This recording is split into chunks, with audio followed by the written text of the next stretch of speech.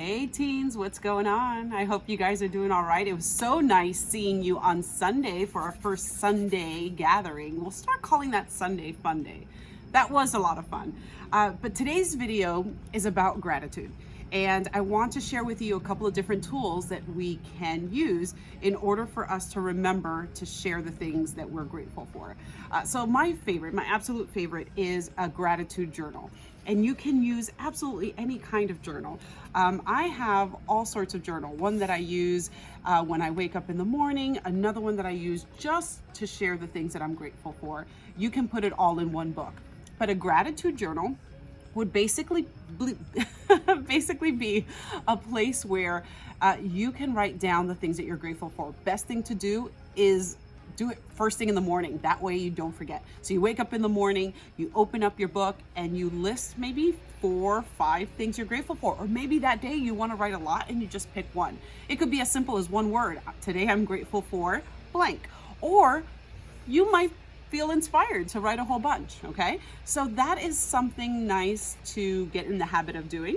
You can do it first thing in the morning or at night. Sometimes I don't even use my journal. I'm already in the habit of doing it, so sometimes I'll just wake up and I'll just immediately think of, before I even get out of bed, I immediately think of 2 or 3 things that I'm grateful for. It's a nice way to wake up in the morning. Another idea is if you have like a dry erase board or some sort of like cork board in your room, why not write it down? Go ahead and put some construction paper on your cork board or use your dry erase board, and as soon as you wake up in the morning or before going to bed, make it a habit to write down one thing that you're grateful for, okay? Another idea is to make your own gratitude journal or your own book. You can go ahead and take some construction paper, fold it in half. You can even take some lined paper and put the lined paper inside the construction paper and then staple it all together, and it could be kind of like a little book, right?